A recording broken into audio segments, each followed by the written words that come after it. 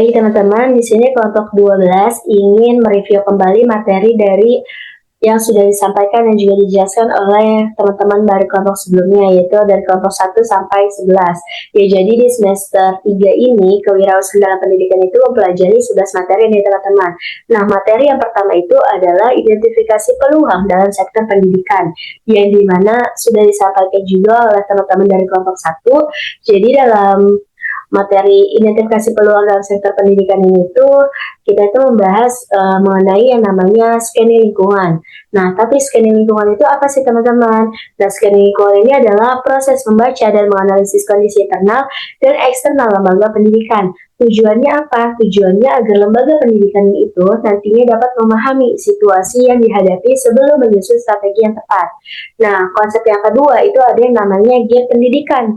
Nah, gap pendidikan inilah yang menunjukkan adanya kesenjangan antara kondisi pendidikan yang ideal dengan realitas di lapangannya.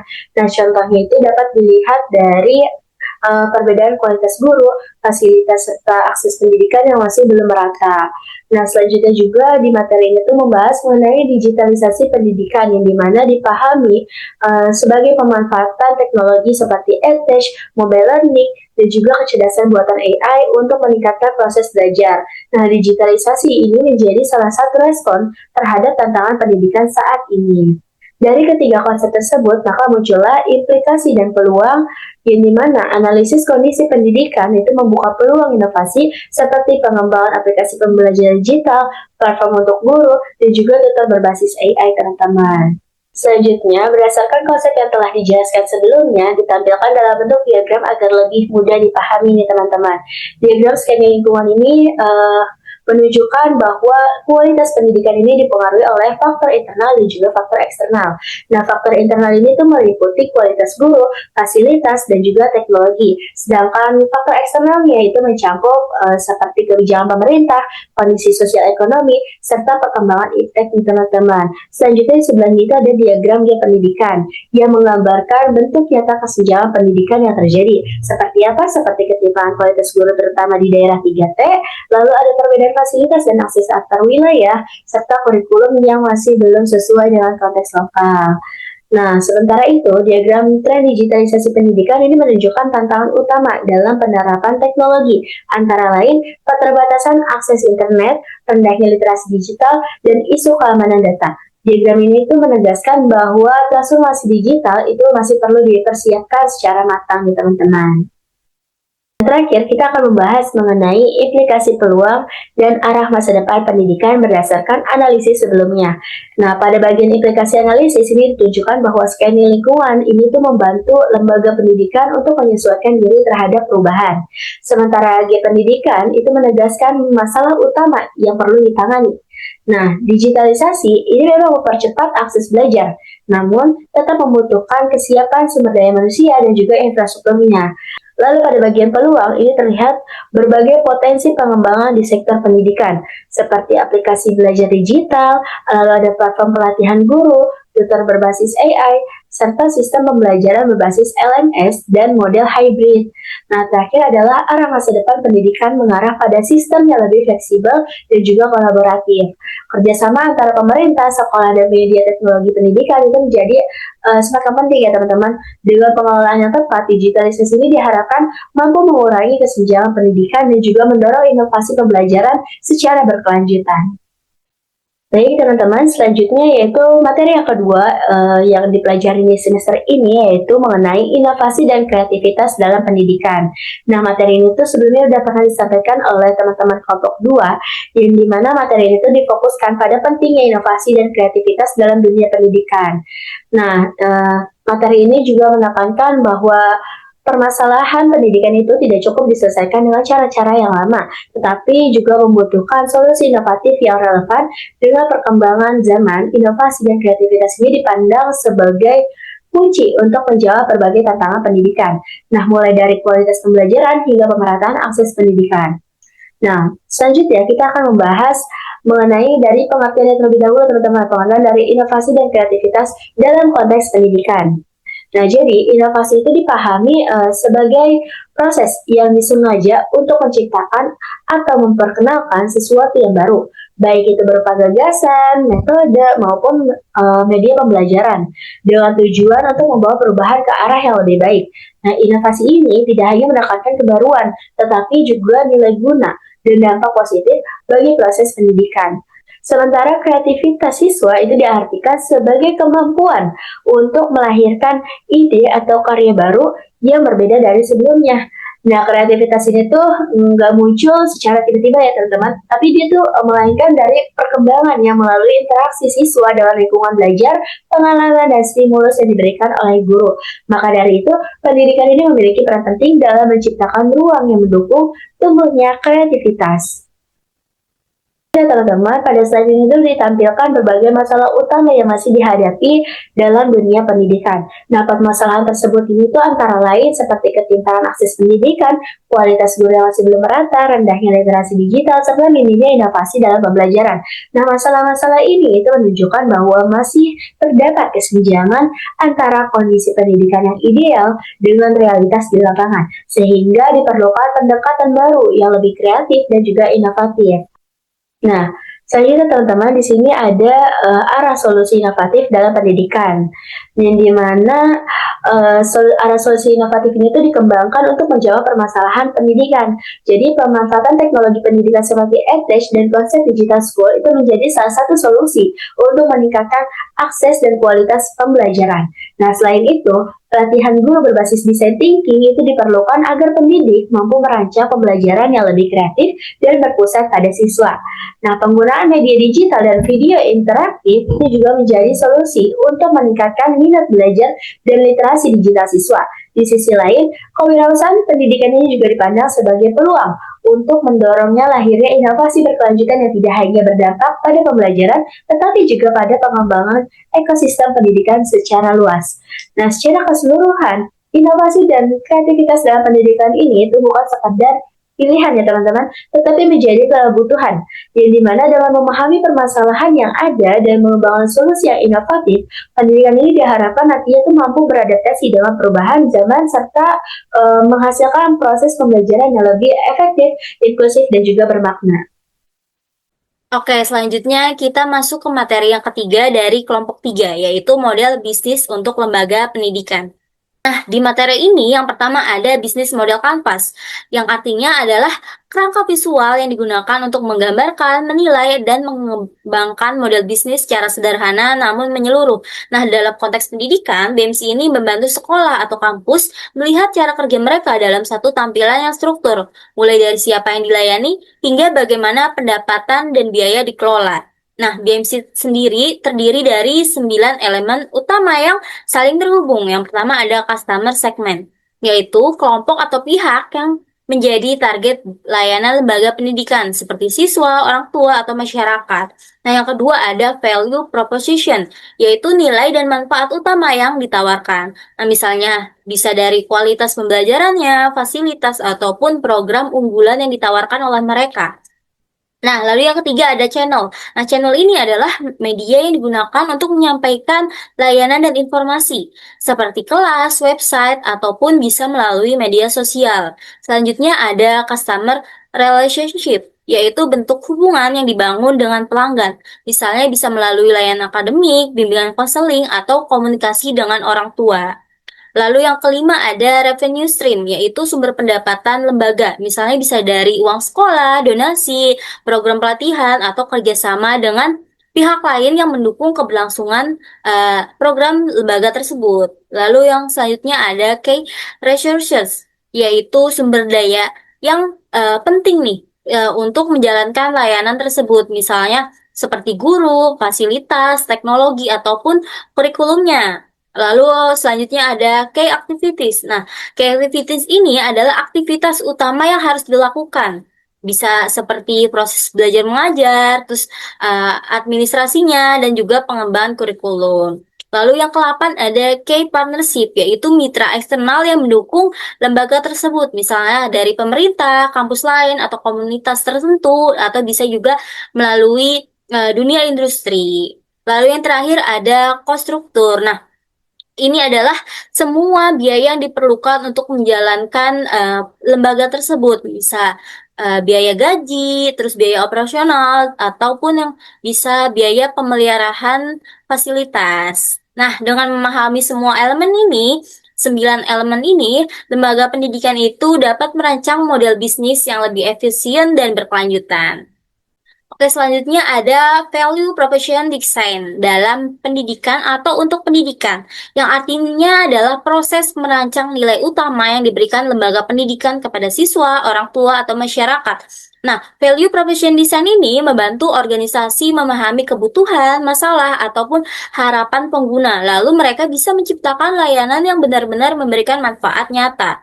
Nah, untuk memahami hal tersebut, value proposition design dibagi menjadi 6 bagian utama. Yang pertama ada customer job, yaitu hal yang ingin dicapai oleh pengguna. Misalnya ada siswa yang ingin memahami materi, ataupun ada mahasiswa yang ingin lulus tepat waktu dan juga meningkatkan keterampilannya. Lalu masuk ke bagian kedua nih, customer pains, yaitu hambatan atau masalah yang dialami pengguna dalam mencapai tujuan. Kalau tadi tujuannya yang ingin dicapai dari pengguna, misalnya siswa ingin memahami materi, lalu hambatan mereka adalah bisa kesulitan belajar, kurang fasilitas, ataupun metode mengajar yang membosankan. Lalu masuk ke bagian ketiga, yaitu customer gains, yaitu berupa harapan dan manfaat yang diinginkan si pengguna.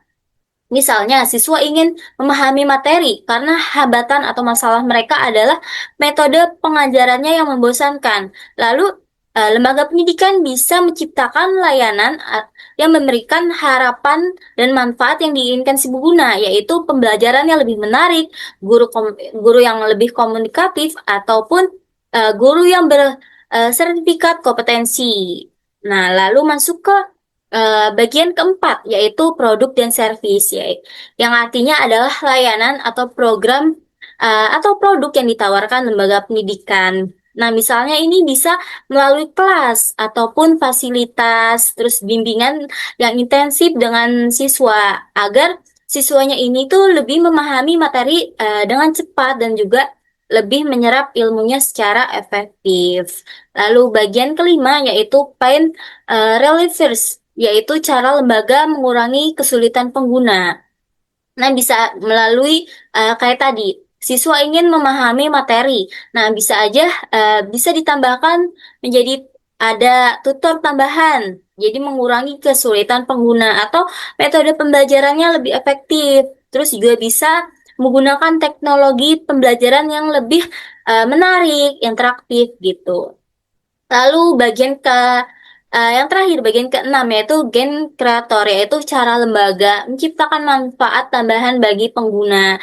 Misalnya kayak tadi, fasilitasnya lebih modern, atau pembelajarannya bisa berbasis proyek. Selanjutnya ada sustainable business model, yaitu model bisnis yang tidak hanya fokus pada keuntungan finansial, tetapi juga memperhatikan dampak sosial dan juga lingkungannya secara berkelanjutan. Nah, sustainable business model ini membantu lembaga pendidikan menjalankan operasionalnya secara efisien sambil tetap menciptakan nilai sosial dan juga ramah lingkungan bagi guru, siswa, masyarakat, ataupun lingkungan sekitarnya. Nah, sustainable business model ini dirancang agar organisasi dapat mempertimbangkan 3 aspek utama. Di sini ada 3 aspek utamanya. Yang pertama ada keberlanjutan ekonomi. Jadi, lembaga pendidikan ini harus memastikan operasionalnya itu tetap berjalan stabil melalui perencanaan keuangan yang sehat. Bisa melalui program pelatihan, kerjasama industri, serta pengelolaan biaya yang lebih efisien.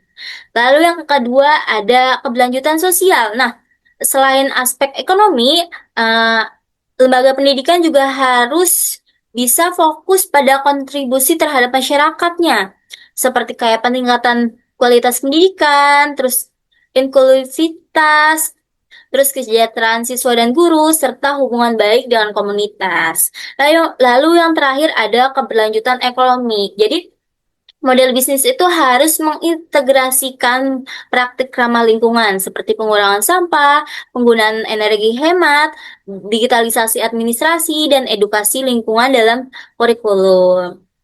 Oke, selanjutnya kita masuk ke materi yang keempat dari kelompok 4, yaitu strategi pemasaran produk pendidikan.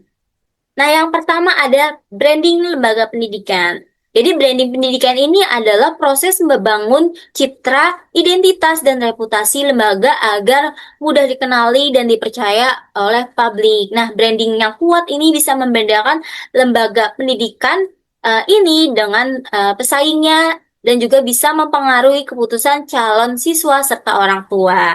Nah, di sini ada 3 branding yang bisa diterapkan oleh lembaga pendidikan. Yang pertama, identitas visual dan verbal.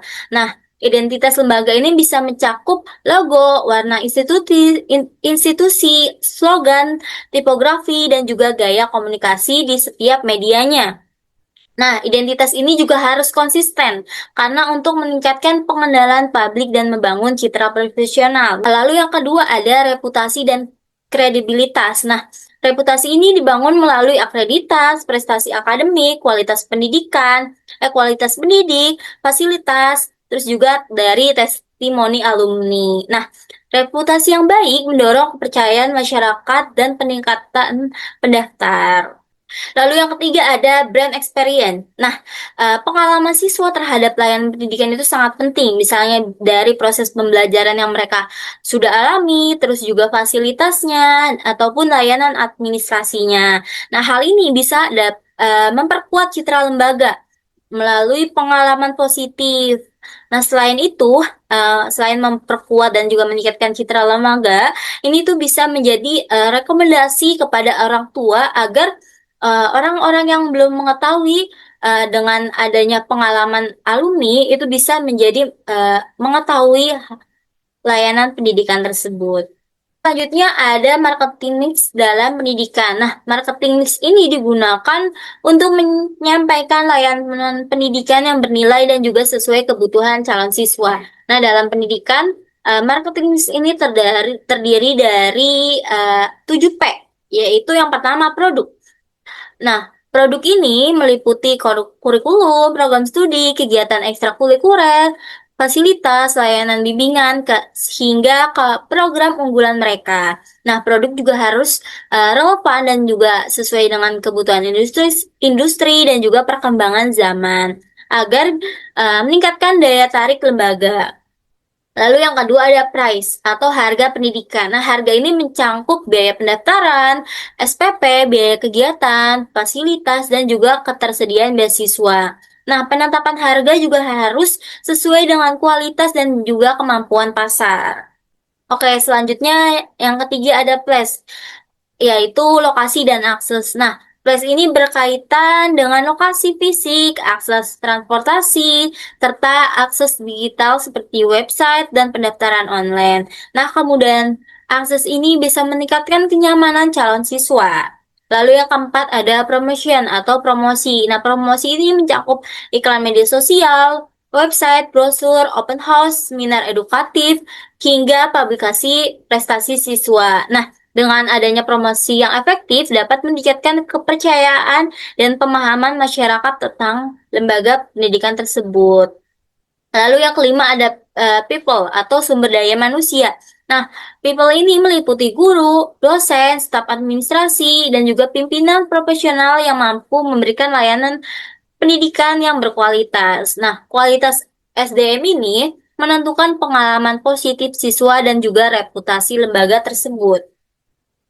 Nah, yang keenam ada proses. Nah, proses ini mencakup alur pendaftaran, metode pembelajaran, penilaian, hingga layanan administrasi yang jelas. Nah, proses yang baik memberikan kepuasan dan juga pengalaman positif bagi siswa dan orang tua. Dan yang terakhir ada physical evidence atau bukti fisik. Nah, physical evidence ini berupa bangunan, ruang kelas, laboratorium, fasilitas olahraga, website, dan juga media sosial yang mendukung citra lembaga. Nah, bukti fisik ini berperan sebagai indikator kualitas di mata publik. Oke, selanjutnya ada digital marketing untuk lembaga pendidikan. Nah, digital marketing ini membantu lembaga pendidikan memperluas jangkauan dan meningkatkan interaksi dengan calon siswa, terutama sejak pandemi dan juga era digital saat ini. Nah, di sini ada 3 strategi pemasaran. Yang pertama ada strategi pemasaran berbasis media sosial. Seperti yang kita ketahui, media sosial ini seperti Instagram, Facebook, X, WhatsApp, TikTok, hingga YouTube yang digunakan untuk menyampaikan kegiatan sekolah, prestasi siswa, hingga informasi pendaftaran. Nah, konten visual yang menarik juga bisa meningkatkan engagement dan juga citra lembaga. Oke, selanjutnya ada yang strategi yang kedua, yaitu strategi pemasaran berbasis search engine optimization, yaitu memastikan bahwa website lembaga muncul di peringkat atas Google agar calon siswa dan juga orang tuanya itu mudah menemukan informasi, serta bisa meningkatkan visibilitas lembaga secara online. Oke, yang selanjutnya yang ketiga ada strategi pemasaran berbasis customer relationship management, yaitu digunakan untuk mengelola data calon siswa, mempersonalisasi komunikasi, mengirim pesan secara otomatis, dan juga bisa memantau minat pendaftar. Nah, ini tuh bisa meningkatkan profesionalitas layanan dan juga komunikasi lembaga. Oke, selanjutnya kita masuk ke materi kelima, yaitu manajemen keuangan untuk entrepreneur pendidikan. Yang pertama ada budgeting dalam entrepreneur pendidikan. Nah, budgeting adalah proses perencanaan keuangan yang berfungsi untuk memperkirakan pemasukan serta pengeluaran dalam jangka waktu tertentu, sehingga pengelolaan sumber daya dapat dilakukan secara lebih optimal. Nah, dalam dunia pendidikan, anggaran tidak hanya berfungsi sebagai alat perencanaan, tapi juga sebagai sarana pengendalian untuk menjaga keseimbangan antara idealisme pendidikan dan juga kebutuhan finansialnya. Dalam penerapannya, terdapat 2 metode penyusunan anggaran yang relevan untuk dunia pendidikan. Yang pertama ada zero based budgeting, yaitu teknik penyusunan anggaran yang dimulai dari titik nol dengan mengevaluasi kembali setiap komponen biaya sesuai kebutuhan realnya. Nah, pendekatan ini sangat sesuai digunakan oleh startup pendidikan yang tengah membangun model keberlanjutan finansial. Lalu, yang kedua ada activity based budgeting, yaitu metode yang mengaitkan distribusi anggaran dengan kegiatan inti pendidikan seperti jumlah kelas, jam mengajar, maupun program ekstrakurikuler. Nah, dengan demikian, penyusunan anggaran tidak hanya dipahami sebagai rencana keuangan, melainkan juga sebagai sarana untuk menjamin efisien pemanfaatan dana dalam mencapai tujuan pendidikan. Lalu ada cash flow dalam entrepreneur pendidikan. Nah, cash flow manajemen adalah kemampuan lembaga dalam mengatur arus kas masuk dan juga keluar agar kas cukup untuk memenuhi kewajiban jangka panjang. Nah, di sini ada cash flow dalam entrepreneur pendidikan. Itu ada 4.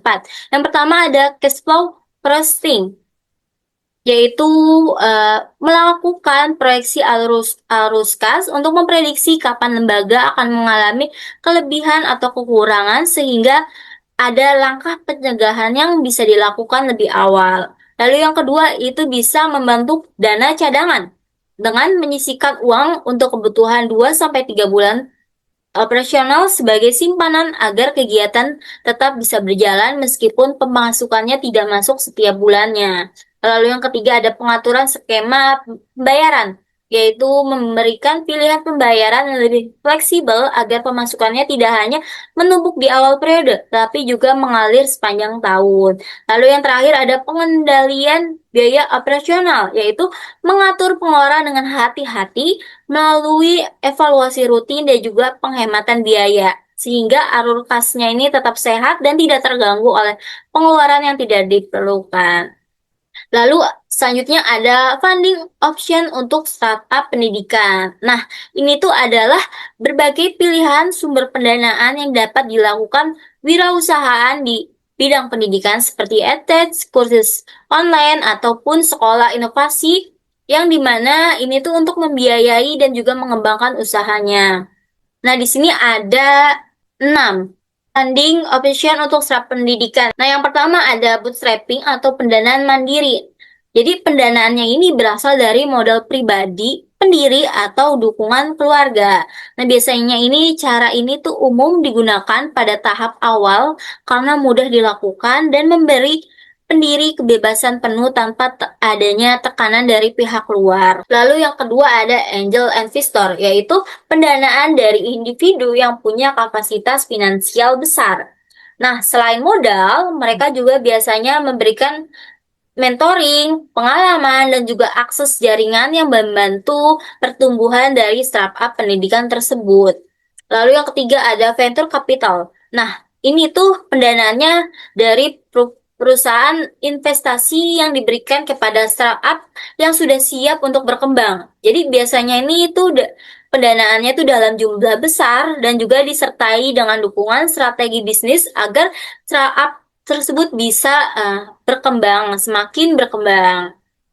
Lalu yang keempat ada crowdfunding. Nah, ini tuh seperti kayak penggalangan dana dari masyarakat luas melalui platform digital. Nah, ini tuh metodenya ini efektif untuk mendapatkan dana sekaligus menguji apakah ide tersebut dapat ditawarkan dan juga mendapatkan dukungan publik. Yang kelima ini ada hibah dan juga dana pemerintah. Nah, jadi pendanaan yang diberikan ini tanpa adanya tuntutan imbal balik secara finansial. Biasanya itu digunakan untuk program pendidikan atau inovasi sosial. Lalu yang terakhir ada pendanaan berbasis komunitas. Jadi dukungannya ini dari sekolah, kampus, alumni, atau komunitas lokal. Selanjutnya ada financial sustainability model atau keuangan berkelanjutan yang artinya adalah strategi yang tidak hanya mengejar keuntungan, tapi juga menciptakan nilai ekonomi, sosial, dan juga lingkungan dalam waktu jangka yang panjang. Nah, di sini ada pilar utama dari financial sustainability model. Di sini ada 4. Yang pertama, dimensi ekonomi, yaitu keuangan lembaga yang menghasilkan dan juga mengolah pendapatan yang cukup untuk menutup biaya operasional, membayar tenaga pendidik, dan juga membiayai investasi secara jangka waktu yang panjang. Nah, tanpa dimensi ini, lembaga akan rentan bergantung pada bantuan eksternal yang tidak pasti. Selanjutnya yang kedua ada dimensi sosial, yang menekankan bahwa keberlanjutan bukan hanya soal bertahan secara finansial, tapi juga bagaimana lembaga tersebut memberikan kontribusi positif bagi masyarakat. Lalu yang ketiga ada dimensi lingkungan, yaitu penerapan praktek ramah lingkungan seperti Green Campus, digitalisasi administrasi, dan juga pembelajaran daring. Yang dimana ini tuh membantu mengurangi jejak karbon dan juga penggunaan kertas. Lalu yang terakhir ada tata kelola, yang dimana adalah penopang penting dalam keberlanjutan finansial, yang dimana transparansi dan juga akuntabilitas memastikan bahwa strategi keuangan berjalan lebih efektif dan juga dapat mendapatkan kepercayaan publik. Lalu di sini ada tantangan financial sustainability. Di sini ada 4. Yang pertama ada ketergantungan pada satu sumber dana, yaitu di mana lembaga pendidikan yang hanya mengandalkan biaya sekolah ataupun dukungan investor, sehingga mereka tuh rentang jika pemasukannya tuh terganggu dan juga dapat mempengaruhi kelancaran operasional. Lalu ada akses ke modal itu terbatas. Jadi wirausahaan muda itu sulit memperoleh dana untuk mengembangkan usahanya seperti inovasi program ataupun teknologi pembelajarannya, sehingga bisa membatasi kemampuan lembaga tersebut untuk tumbuh dan juga bersaing. Lalu tidak ada cadangan keuangan, yang dimana minimnya dana darurat yang membuat lembaga tersebut kesulitan menghadapi situasi yang tak terduga, seperti penurunan pembayaran dari siswa ataupun kondisi darurat lainnya. Lalu yang terakhir ada kendala pelaporan SDG, yaitu hambatan dalam standarisasi dan pengukuran pelaporan keberlanjutan yang mempersulit investor menilai kinerja finansial maupun non-finansial lembaga tersebut, sehingga dapat membatasi akses pendanaan dan juga dukungan program berkelanjutan. Ada tantangan maka ada strateginya. Di sini ada strategi financial sustainability. Yang pertama ada diversifikasi pendapatan, yaitu membuka sumber pendapatan baru seperti unit usaha tambahan untuk sekolah dan juga layanan premium, terus juga bisa melalui lisensi dan juga crowdfunding untuk startup attach. Lalu bisa melalui subsidi silang yang dimana menggunakan pendapatan dari layanan premium untuk membiayai layanan sosial. Lalu bisa melalui efisiensi dan pengendalian biaya, yang dimana mengelola pengeluaran secara selektif. Bisa memanfaatkan digitalisasi, pengerangkat open source, atau kolaborasi antar lembaga untuk menjaga alur kas tetap stabil. Selanjutnya kita akan membahas materi yang ke-6, yang dimana materi ini pernah disampaikan dari kelompok 6, yaitu mengenai teknologi dan digitalisasi dalam pendidikan. Nah, pembahasan ini dari materi ini itu difokuskan pada peran dari teknologi dan digitalisasi dalam dunia pendidikan, khususnya melalui edtech dan transformasi digital. Nah, teknologi ini tidak lagi hanya sebagai alat bantu teman-teman, tetapi dia itu sudah menjadi bagian penting dalam proses pembelajaran dan pengelolaan pendidikan. Nah, digitalisasi itu memungkinkan proses belajar menjadi lebih fleksibel, interaktif, dan juga tidak terbatas ruang serta waktu. Maka dari itu, transformasi digital ini dipandang sebagai langkah strategis untuk meningkatkan kualitas dan juga relevansi pendidikan di era modern. Nah, di sini ada contoh platform digital yang digunakan dalam pendidikan teman-teman, seperti Learning Management System LMS, dokumen digital, spreadsheet, dan platform pembelajaran daring. Nah, platform-platform ini itu membantu guru dan siswa dalam mengelola materi, tugas, penilaian, serta komunikasi pembelajaran. Nah, dengan adanya platform digital, proses belajar ini itu akan menjadi lebih terstruktur, terdokumentasi dengan baik, dan juga mudah diakses kapan saja. Nah, selain itu, ada juga manfaat dari platform digital. Nah, manfaatnya ini adalah pengguna platform digital dalam pendidikan itu yang pertama, platform digital itu dapat meningkatkan motivasi dan partisipasi belajar siswa karena pembelajaran itu menjadi lebih interaktif. Lalu yang kedua, akses pembelajaran juga menjadi lebih fleksibel, baik itu dari segi waktu maupun dari tempat. Lalu selain itu, yang ketiga yaitu siswa akan mendapatkan pengalaman belajar yang lebih praktis dan juga kontekstual. Jadi secara tidak langsung penggunaan platform digital ini juga membantu untuk mengembangkan keterampilan digital yang sangat dibutuhkan di dunia kerja saat ini. Nah, selanjutnya kita akan membahas pemanfaatan teknologi lanjutan dalam pendidikan, yaitu ada yang namanya Artificial Intelligence AI, ada Machine Learning, ML, dan juga ada blockchain. Nah, contoh penerapan AI antara lain itu pada aplikasi pembelajaran seperti Duolingo, fitur otomatis di Google Classroom, dan juga chatbot kampus, serta penilaian otomatis ya teman-teman. Nah, kalau machine learning ini digunakan untuk sistem rekomendasi belajar, analisis nilai di LMS, dan juga sistem peringatan dini bagi mahasiswa. Sementara blockchain ini itu mulai dimanfaatkan untuk ijazah digital, badge kompetensi, dan juga sertifikat pelatihan yang lebih aman dan transparan. Namun, di slide ini tuh menekankan adanya tantangan seperti bias data, isu privasi, kebutuhan data yang besar, juga biaya implementasi yang tinggi, serta kesiapan sumber daya manusia dan regulasi. Maka dari itu penerapan teknologi ini tuh masih perlu dilakukan secara bijak dan bertahap. Selanjutnya, kita akan membahas materi yang ketujuh, yang dimana materi ketujuh ini disampaikan oleh kelompok 7 itu tentang kemitraan dan networking dalam ekosistem pendidikan. Nah, pada materi ini kita tuh membahas pentingnya kemitraan dan networking dalam ekosistem pendidikan. Jadi di era transformasi digital ini, pendidikan ini tidak hanya berjalan sendiri teman-teman, tetapi dia membutuhkan kerjasama antara sekolah atau perguruan tinggi, pemerintah, dunia industri, dan juga masyarakat. Nah, melalui kemitraan strategis dan pengembangan ekosistem, pendidikan itu akan dapat lebih adaptif terhadap perubahan, relevan dengan kebutuhan zaman, serta mampu menghasilkan lulusan yang siap untuk menghadapi tantangan global. Nah, yang pertama, di slide ini itu akan menjelaskan dua bentuk kolaborasi utama dalam pendidikan, yaitu kemitraan strategis dan juga program Corporate Social Responsibility atau CSR. Nah, kemitraan strategis ini itu bertujuan untuk menciptakan sinergi sumber daya, pengembangan kurikulum yang relevan dengan dunia kerja, program magang, serta peningkatan mutu pendidikan. Namun, kemitraan ini juga memiliki tantangan seperti perbedaan kepentingan antar pihak dan ketidakseimbangan kontribusi dalam kerjasama. Sementara itu, CSR dalam pendidikan ini tuh berfokus pada peningkatan akses dan juga kualitas pendidikan.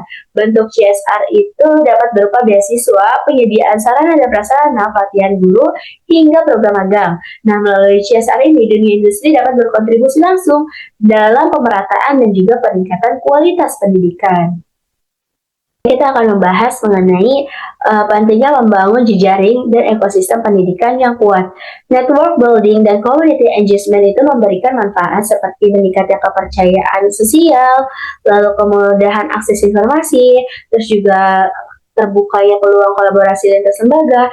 Nah, model network building yang efektif itu biasanya bersifat partisipatif, melibatkan banyak pihak, mampu memobilisasi sumber daya, dan juga bersifat kolaboratif teman-teman. Tapi di sisi lain, ekosistem pendidikan itu bertujuan untuk menciptakan pendidikan yang adaptif, inovatif, dan berkelanjutan. Nah, bentuk nyata dari ekosistem ini itu dapat berupa kerjasama melalui MOU, lalu penyusunan kurikulum bersama, kelas industri, serta program magang yang terintegrasi dengan kebutuhan dunia kerja teman-teman. Oke, materi selanjutnya ada social entrepreneurship dalam pendidikan. Social entrepreneurship adalah pendekatan wirausaha yang fokusnya pada penciptaan nilai sosial dan perubahan positif dalam masyarakat, bukan hanya keuntungan finansial.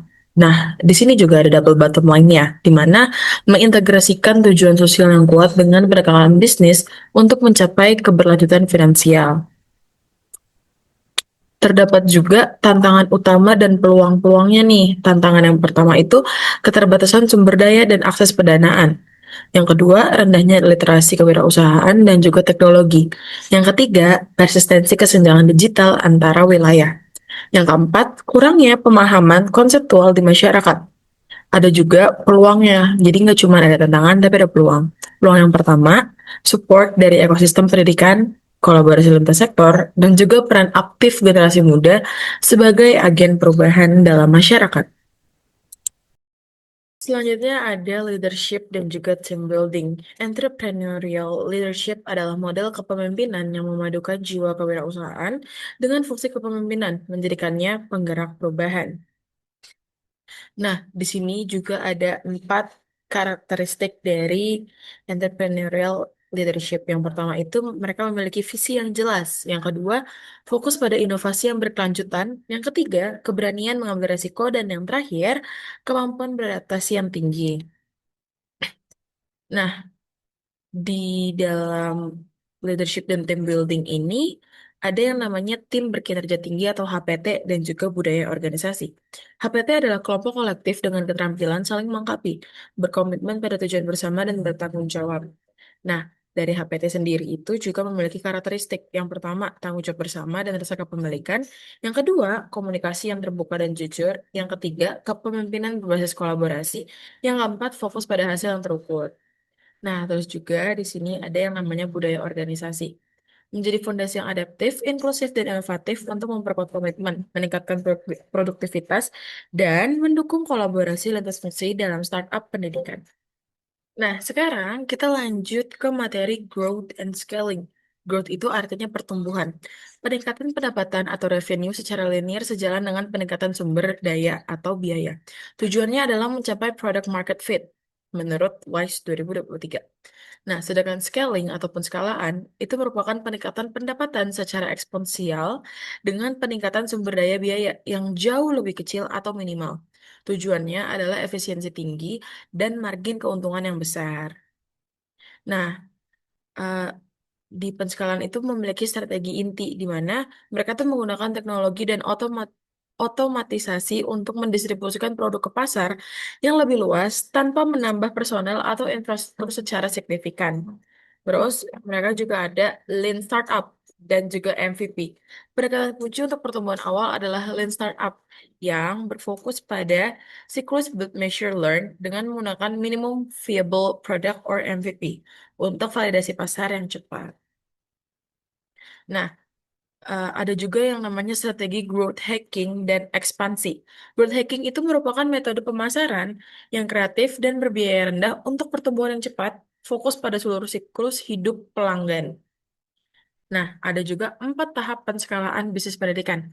Yang pertama, stabilitas. Itu membangun fondasi operasional yang kuat. Yang kedua, efisiensi. Mengoptimalkan proses. Misalnya, dengan otomatisasi back office. Terus yang ketiga, ekspansi pasar. Memperluas jangkauan geografis atau segmentasi. Yang keempat, replikasi. Menduplikasikan model bisnis yang terbukti sukses di lokasi atau pasar baru. Nah, sekarang kita ada di penghujung materi, yaitu legal dan regulatory framework, atau aspek hukum dan regulasi dalam bisnis pendidikan. Nah, kita harus tahu dulu nih pentingnya regulasi. Pentingnya regulasi di dunia pendidikan itu adalah bisnis pendidikan, terutama edtech, harus beroperasi sesuai hukum nasional, seperti UUD, UU Sisdiknas, dan juga UU ITE, untuk menjamin legitimasi, kualitas, dan kepercayaan publik. Nah, mereka juga harus memiliki perizinan dan akreditasi. Itu merupakan prasyarat fundamental yang menjamin standar operasional dan mutu pendidikan, serta mencegah praktis bisnis ilegal. Nah, dengan kita memiliki fondasi hukum, kita itu memiliki perlindungan data pribadi atau PDP. Aspek krusial dalam platform digital harus mematuhi UU PDP untuk melindungi informasi sensitif siswa, guru, dan mitra dari kebocoran atau penyalahan gunaan data. Nah, yang terakhir itu ada hak kekayaan intelektual atau HKI. Perlindungan hukum atas karya inovatif seperti kurikulum digital, konten, perangkat lunak, melalui hak cipta dan paten. HKI menjaga nilai komersial dan mendorong inovasi berlanjut. Nah, selanjutnya itu ada tantangan kepatuhan dan juga etika bisnis. Tantangan hukum di educational technology itu memiliki konflik yurisdiksi, kecepatan inovasi teknologi yang melampaui regulasi, dan kompleksitas perizinan multi-platform. Terus ada juga kepatuhannya atau compliance, itu kunci keberlanjutan, meliputi kepatuhan pajak, tenaga kerja, perlindungan konsumen, dan standar kurikulum yang ditetapkan pemerintah. Terus ada juga etika bisnis. Mereka itu nggak cuma mematuhi hukum, tetapi mereka itu juga harus menjunjung tinggi nilai-nilai moral, dan etika pendidikan, meliputi transparansi biaya dan kualitas layanan yang disampaikan secara jujur kepada konsumen. Terus yang terakhir itu ada manajemen risiko. Identifikasi dan mitigasi risiko hukum seperti gugatan HKI atau denda PDP sejak awal adalah hal wajib untuk menjaga reputasi dan stabilitas venture.